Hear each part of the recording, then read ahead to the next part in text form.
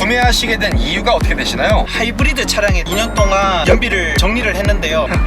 K7 차량과 장점은 뭐가 있을까요? 연비입니다. 가운데까지 600km 정도. 그럼 여름철, 겨울철 분석해본 결과 대부분의 사람들이 디자인이 매력적이었고요. 엔진의 부족함을 도와주는 장거리 운행을 했을 때도 단점은 동물들이 동물농장이에요? 네, 무슨 소리예요? 고질병이라고 잘 알려져 있는 미션 튕김 현상이 잘못된 정보들이 많은데요. 가장 효율적으로 연비를 올리는 방법은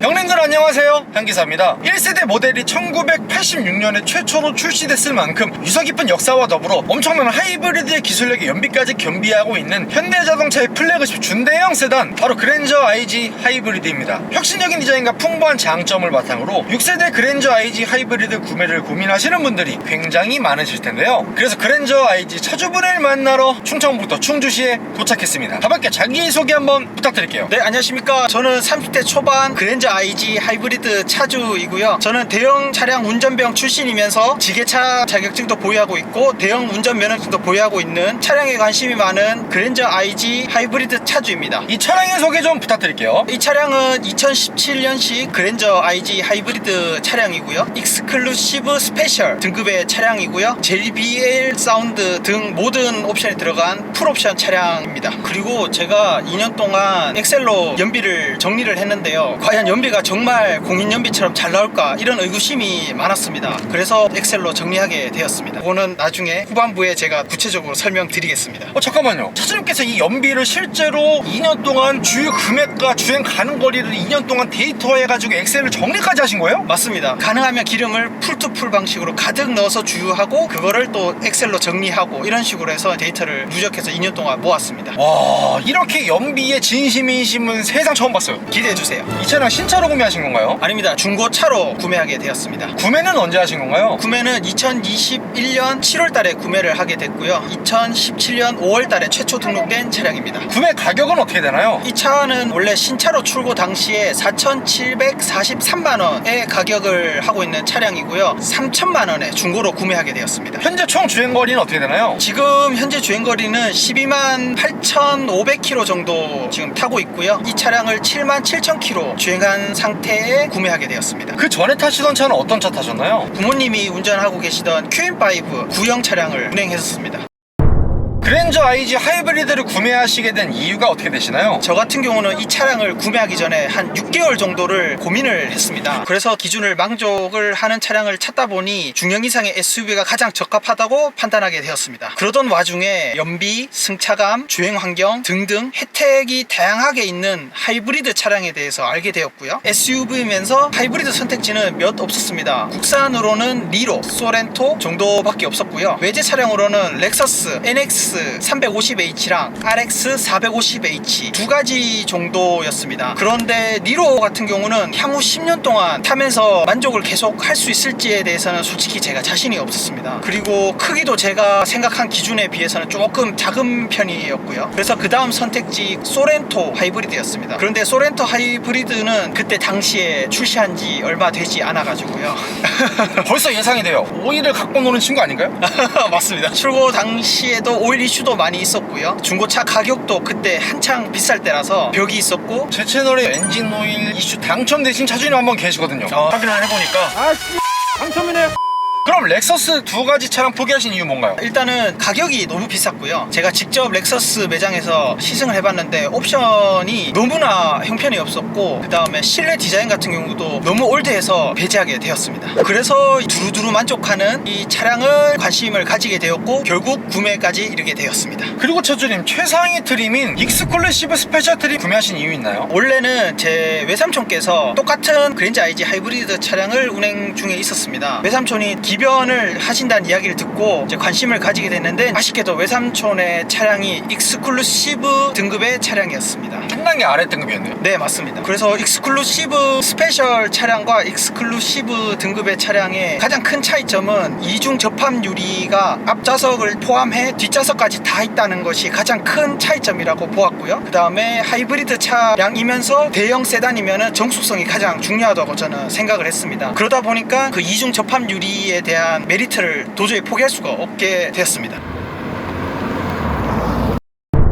그랜저 IG 하이브리드의 장점은 뭐가 있을까요? 첫 번째, GDI가 아닌 것이 가장 저에게 안심되는 포인트였습니다. 왜냐하면 직분사 엔진 같은 경우는 과거에도 그렇고 현재까지도 다양한 이슈들이 많이 있습니다. 그런데 지금 이 차량의 경우 2.4 MPI의 엔진이 들어가 있고요. 물론 세타2라는 비슷한 결의 엔진을 사용하고 있는 건 맞지만, 그래도 GDI 대비 내구성이라든가 이슈 면에서는 상당히 다듬어지고 안정됐다는 평들이 많아서 첫 번째 장점으로 뽑았고, 또 다른 두 번째 장점은 연비입니다. 준 대형 세단임에도 불구하고 거의 준 중형급 차량의 연비 이상으로 나오는 게 가장 큰 장점입니다. 차주님께서 아까 전에 약 52,000km를 2년 동안 주행하시면서 연비를 직접 엑셀로 한 땀 한 땀 계산하셔서 분석하셨다는데 그 내용이 뭐예요 대체? 제가 현대자동차의 하이브리드에 대해서 기술력을 솔직히 의구심이 좀 있었습니다. 정말 효율이 그만큼 나올 것인가 대한 궁금증도 참 많았고요. 그래서 제 차니까 편하게 테스트를 해보게 됐고요. 진짜로 거의 바닥까지 갔을 때 무조건 기름 넣어서 완전 가득까지 계속 그렇게 주행을 하셨던 거예요? 네, 언제나 가득을 넣으면은 기름 몇 리터 들어갔다를 정확하게 알 수가 있어서 기본에 충실했습니다. 기름을 몇 리터 넣었냐, 그 다음에 주유할 때까지의 운행 거리, 현재 키로수 찍혀있는 총 운행 거리, 총 주유 금액, 그리고 현재 기름값, 이렇게 하였고요. 계절별로 겨울, 여름 두 가지로 나누어서 그렇게 관리를 하고 있습니다. 벌써 숨 막혀요.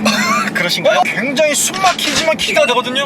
저도 처음에 이거를 작성하면서 현대자동차 하이브리드가 정말 잘 나올 것인가 많은 걱정이 있었는데요. 그래도 다행히 이제 겨울, 여름 다 포함했을 때 연비가 공인 연비 16.2리터보다 16.5리터가 나올 정도로 잘 나옵니다. 현대차의 하이브리드 기술력은 기본은 됐구나를 이번 데이터를 쌓으면서 알게 되었습니다. 일반 고공도랑 고속도로 항속 중에 다 포함해서 16.5 정도 나오셨던 거예요? 맞습니다. 일단 여름 환경부터 말씀을 드리면요, 제가 고속도로 주행을 할 때는 보통 110km로 크루즈를 걸어놓고 운행을 합니다. 100 중에 50은 그렇게 고속도로를 많이 운행을 하고요. 나머지 30 정도를 국도를 이용하고 나머지 20 정도는 출퇴근용으로 짧은 구간을 운행을 하고 있습니다. 그렇게 하셨을 때 평균 연비 16.5km 나오셨던 거고요. 맞습니다. 그럼 여름철, 겨울철 하이브리드 연비가 조금 차이가 날 것 같은데 어떤가요? 네, 실제로 데이터를 분석해본 결과 고속도로 크루즈로 똑같이 110으로 맞춰놓았을 때 가정으로 여름 같은 경우는 고속도로 주행했을 때 대략 한 17에서 18 정도 사이가 나오고요. 겨울 같은 경우는 16에서 15 정도까지도 나오는 경우가 있습니다. 생각보다 엄청 큰 차이까지는 아니고 한 1, 2km 정도 나는 거네요. 맞습니다. 그리고 국도 같은 경우는 대략 한 80에서 90km 정도로 크루즈를 맞춰놓고 운행을 하고요. 여름 같은 경우는 19에서 20 정도 나오고 겨울철 같은 경우는 한 16에서 한 18 정도. 보통 인터넷에 보니까 EV 모드로 최대한 오래 가기, 정차하고 난 다음에 출발할 때 EV 모드를 최대한 활용해서 천천히 가기, 뭐 이런 식으로 잘못된 팁 같은 그런 정보들이 많은데요. 제가 직접 타보고 제가 직접 경험해본 바로는 이제 가장 효율적으로 연비를 올리는 방법은 속도 한 60에서 70km 정도로 속도를 올리신 다음에 그 다음에 엑셀에서 발을 떼고 그 속도를 유지해준 상태가 연비 효율이 가장 좋은 구간입니다. 그래서 굳이 억지로 EV 모드를 활용하려고 속도를 천천히 올리신다거나 너무 스트레스를 받지 않으셨으면 합니다. 하이브리드 차량을 구매하실 때 효율적인 연비 운전을 위한 꿀팁이겠네요. 맞습니다. 차주님께서 운전 스타일이 평소에 좀 밟으시는 편인가요? 좀 천천히 가시는 편인가요? 그 전에 차량 같은 경우는 제가 좀 바른 스타일이었습니다. QM5인데요? 네,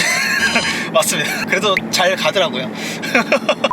그런데 이제 제가 이 차량을 운전하면서 연비에 대해서 신경도 많이 쓰고 바른 습관은 많이 없어졌습니다. 그리고 일반유, 고급유 중에 어떤 거 넣으시나요? 일반유를 넣고 있습니다. 그럼 차주님 이 차량 가득 넣었을 때 주유 금액은 얼마인가요? 요즘에 주유가 1,530원 기준으로 봤을 때요, 대략 9만원에서 10만원 사이 정도면은 가득 들어갑니다. 그렇게 주유를 했을 때 주행 가는 거리는 계기판 상으로는 최소 1000에서 많게는 1150km까지 뜹니다. 1150이요? 네.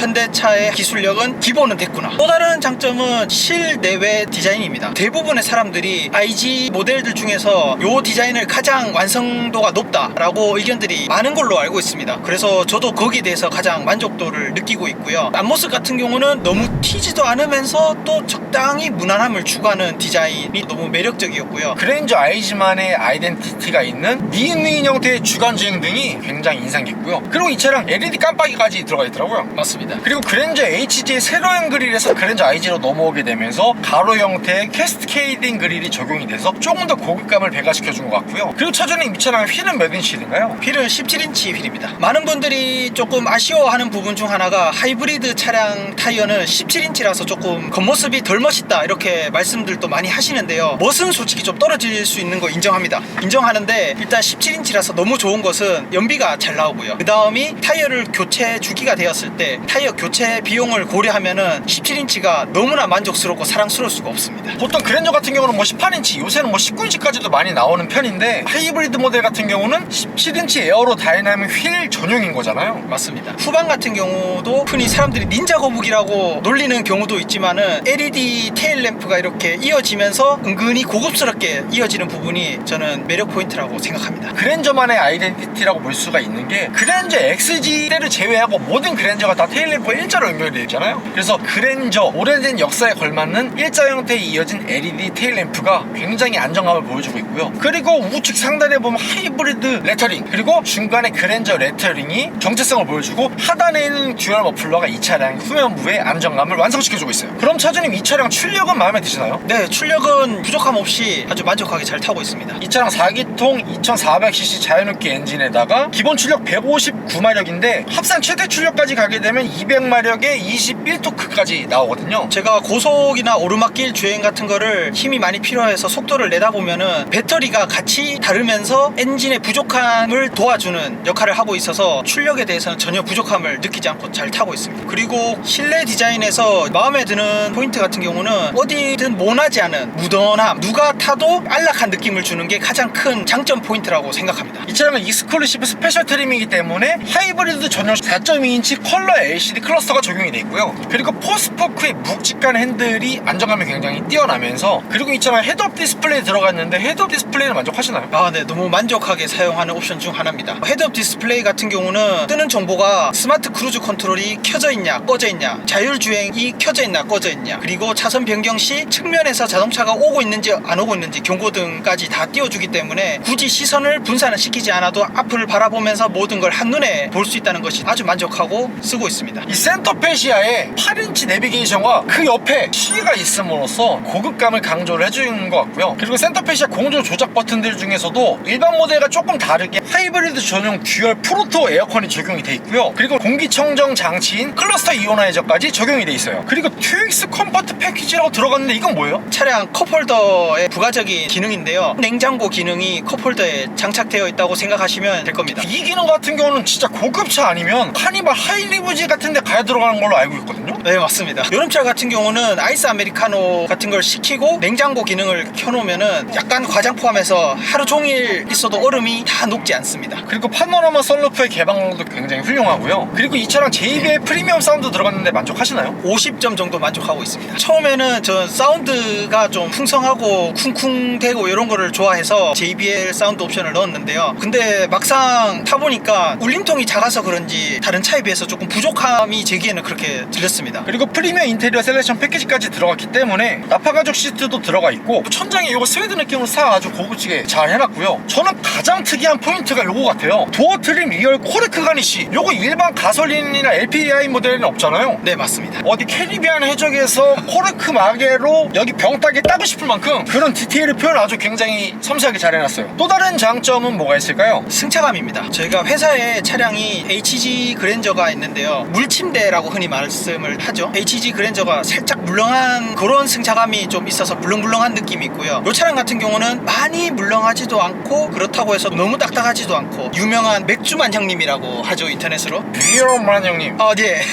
알버트 비어만 형님이 자동차의 기본 세팅에 대해서 관여를 하셨다고 저는 들었습니다. 그래서 승차감들의 장점이 나오는 것 같습니다. 시대가 바뀌다 보니까 물렁한 승차감보다는 조금 더 탄탄한 주행 성능과 결합되기를 원했었기 때문에 때문에 그랜저 HG에서 이 차량 IG로 넘어오게 되면서 물렁함과 탄탄함을 조금 더 잘 조화롭게 비어환 형님께서 세팅을 잘 해주신 것 같아요. 탄탄한 그랜저의 승차감과 더불어서 정숙성도 만족하시나요? 네, 정숙성 아주 만족하면서 타고 있습니다. 일단은 이중 접합 차음 유리가 적용된 차량이라서 확실히 조용함이 느껴지고요. 그 다음에 타이어 교체 같은 거 할 때 리프트를 띄워보니까 준대형 세단이다 보니 하부 소음에 대해서 조금 더 신경을 써둔 흔적이 있더라고요. 정숙성 면에서는 상당히 좋은 것 같습니다. 그 다음 장점은 정비의 편의성과 저렴함입니다. 외제차에 비해서 블루핸즈가 더 많이 분포해 있는 게 사실이고요. 아무래도 국산차다 보니 부품 구하기도 쉽고 부품 가격대가 외제차에 비해서는 훨씬 저렴한 것이 사실입니다. 또 다른 장점은 뭐가 있을까요? 자동차 세금 감면하고요. 공영 주차장 할인입니다. 최근에 인천국제공항에 이제 6일 동안 장기 주차를 하게 되었는데요. 주차 요금 걱정이 있었는데 막상 결제를 해보니까 6일 동안 27,000원 밖에 나오지 않더라고요. 27,000원이요? 네. 보통 6일 정도 하면 막 6, 7만 원 나오지 않나요? 맞습니다. 근데 이제 저공해 차량 2종 혜택을 받아서 그런지 50% 감면이 되어서 그러니까 원래는 54,000원이라는 얘기잖아요. 맞습니다. 요거 은근히 달달하네요. 한 번씩 쓸 때가 있으면 엄청 쏠쏠하더라고요. 이래서 내가 하이브리드 잘 샀구나.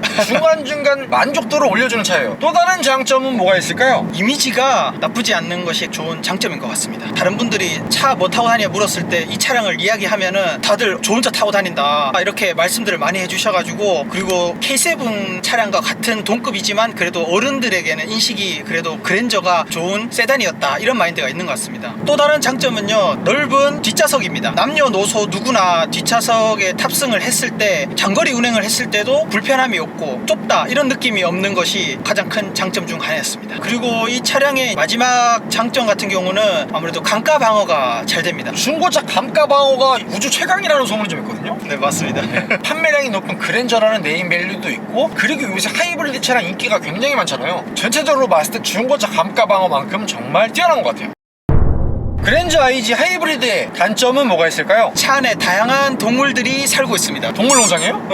네, 거의 그 정도 수준입니다. 어떤 동물들이 있나요? 고질병이라고 잘 알려져 있는 것 중 하나인데요. 핸들을 돌릴 시에 개구리 울음소리 같은 그런 소리가 납니다. 무슨 소리예요? 개구리가 개굴개굴개굴 우는 것처럼 주차나 유턴할 때 핸들을 많이 꺾게 될 경우에 그렇게 개구리 소리처럼 개굴개굴개굴 같은 소리가 많이 들립니다. 회전 반경을 좀 크게 돌렸을 때 개구리 울음소리 같은 게 좀 나는 거예요? 맞습니다. 그런 것들도 있고, 그리고 차량 내부에 아무래도 플라스틱 몰딩이 제법 있다 보니까 선글라스 보관통, 그 다음에 내비게이션을 둘러싸고 있는 플라스틱 이런 거에서 이제 온도차 그리고 차량의 떨림에 따라서 플라스틱 떠는 소리 비슷하게 나는 소리가 제법 있습니다. 조용한 차에 대비해서 더욱더 신경이 쓰이고 거슬리는 부분 중 하나입니다. 그럼 이 개구리를 자연으로 다시 돌려보낼 수 있는 해결 방법은 없나요? 일단 현대에서도 이거를 이제 문제라고 생각해가지고 무상 수리를 진행을 했었는데 지금은 무상 수리가 끝이 난 상태고요. 그리고 무상 수리 같은 경우는 무상 수리를 받았어도 시간이 지나면 또 다시 개구리가 나타난다 그런 이야기가 많습니다. 어쩔 수 없이 이 친구와 자연과 함께하는 여름을 만끽해야 되는 거네요. 맞습니다. 어쩔 수 없네요.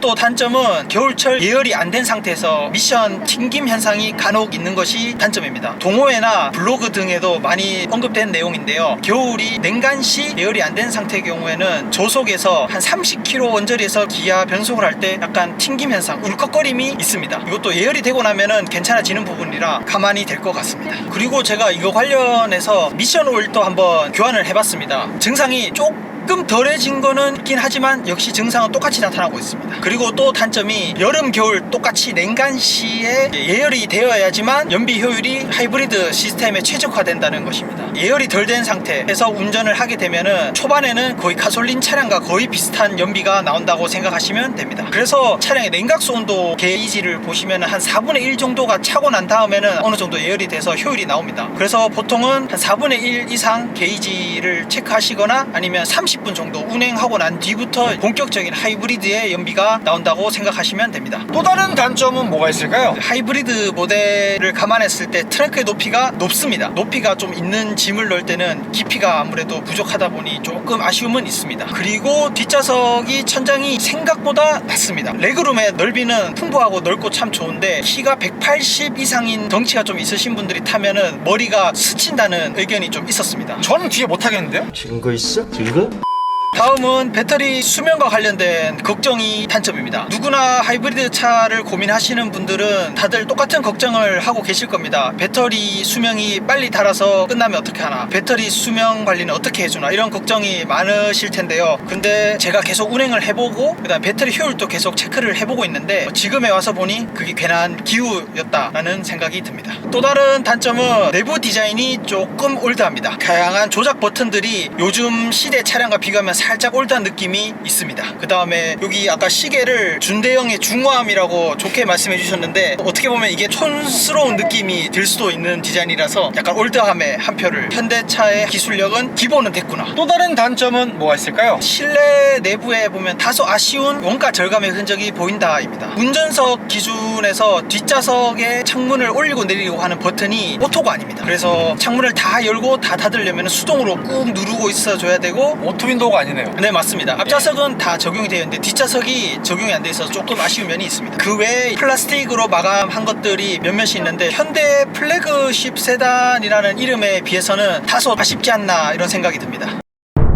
현대 하이브리드 차량을 구매 원하시는 분들에게 꿀팁을 몇 가지 드리고 싶은데요. 이 차량 중고차를 구매했을 때 꿀팁 뭔가요? 첫 번째가 배터리하고 전기 모터의 무상 보증에 대해서 거의 평생 보증이다 이런 말씀 많이 들어보셨을 건데 그거는 신차로 최초 구매한 차주에 한해서만 제공되는 서비스였던 겁니다. 중고차 구매했을 때는 해당이 안 되는 거예요? 네, 맞습니다. 그래서 저도 처음에는 이런 말을 듣고 배터리에 대해서 엄청 신뢰를 가지고 고장 나더라도 무상으로 교환하면 되겠다는 생각으로 샀었는데 나중에 알고 보니까 이게 최초 구매자 한해서만 제공해주는 이벤트성 같은 느낌이라서 만약에 이걸 혹시 잘못 알고 계셨더라면 한 번 더 찾아보시고 체크해보시고 구매하시는 걸 꼭 추천드립니다. 그럼 제가 알기로 보통 일반 차량은 보증기간이 5년에 10만 킬로고 하이브리드 차량 같은 경우는 10년에 20만 킬로미터를 알고 있거든요. 그게 해당이 안 된다는 건가요? 아니요, 제가 말씀드린 거는 카탈로그에 보시면은 평생 보증이라는 항목이 있습니다. 그것에 대해서는 최초 신차 구매 한해서만 제공되는 혜택이라는 말씀입니다. 두 번째는 기름 게이지가 부정확한 겁니다. 그게 무슨 말이에요? 원래 게이지가 반이 소모가 되면은 반 정도 탄 만큼 더 갈 수 있다 이런 생각을 보통 많이 하시잖아요. 근데 제가 체크를 하다 보니까 반 이하부터는 주유 게이지 따르는 속도가 반 이상일 때보다 훨씬 더 빨리 따릅니다. 주유 게이지가 부채꼴 형태로 있잖아요. 거기서 주행거리가 많은 우측에서 게이지가 주는 것보다 반보다 이제 좌측 주행하는 거리 0km까지 줄어드는 속도가 더 빠른 거예요? 네, 맞습니다. 그래서 쉽게 말씀드리면은 가운데 기준에서 우측 가득에 가까운 부분에서는 가운데까지 600km 정도 운행이 가능하다고 보시면 되고요. 그 다음에 가운데부터 0까지 주행 가는 거리는 400km라고 생각하시면 쉬우실 겁니다. 이거는 차주님께서 2년 동안 직접 연비를 엑셀로 계산하셨던 분이기 때문에 차주님보다 정확한 사람 제가 볼 때 현대 연구원 말고 없어요.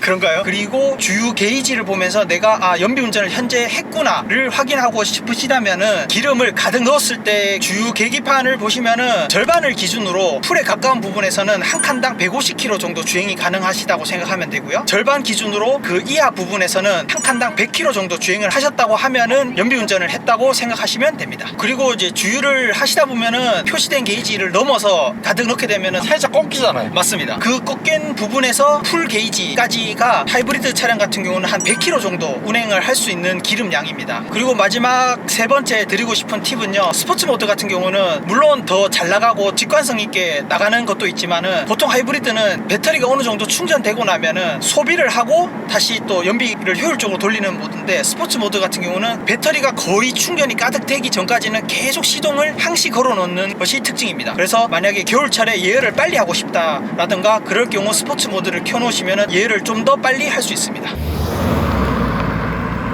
그랜저 IG 하이브리드의 한 달 유지비는 어떻게 되나요? 한 달 유지비 같은 경우는 제가 통장을 따로 만들어 가지고 매월 50만원씩 계좌이체를 따로 하고 있습니다. 적금 부으시는 것처럼? 네, 맞습니다. 보험료, 자동차세, 기름값, 그 외 기타 유지비, 기타 뭐 예상치 못한 사고, 고장 이런 것들을 대비하기 위해서 금액을 산정한 것들까지 다 넣은 금액이고요. 그래서 제가 1년에 25,000km를 주행하는 것을 감안하면은 월 한 50 정도 나온다고 생각하시면 됩니다. 기름값 같은 경우는 제가 한 달에 보통 한 2,500km에서 한 3,000km 정도를 주행하고 있고요. 거의 1,000km에 9만원 정도 주유를 하고 있고, 보험료 같은 경우는 1년에 130만원 정도 나오고 있고요. 그 다음에 자동차세 같은 경우도 하이브리드 차량에 한해서 할인을 해주기 때문에 1년에 48만원 정도 나온다고 보시면 됩니다. 엔진오일 같은 경우는 10,000km 정도마다 교환 주기를 찾고 있고요. 제가 자주 가는 단골 카센터가 있습니다. 비용은 한번 교환할 때마다 5만원에 교환을 하고 있습니다. 그랜저 IG 하이브리드를 구매하신 걸 후회하시진 않나요? 전혀 후회하지 않습니다. 지금 이 정숙성, 그다음에 연비 이런 거 여러 가지 봤을 때 너무 만족하게 잘 타고 있습니다. 마지막으로 하고 싶으신 말씀 있으신가요? 하이브리드 차량을 고민하고 계신다면은 일단 1년 키로수가 2만 킬로 이상이 되는지부터가 일단 가장 중요한 체크 포인트고요. 그 외에는 여러 가지 관리 측면에 대해서는 걱정하지 않으셔도 될 것 같습니다.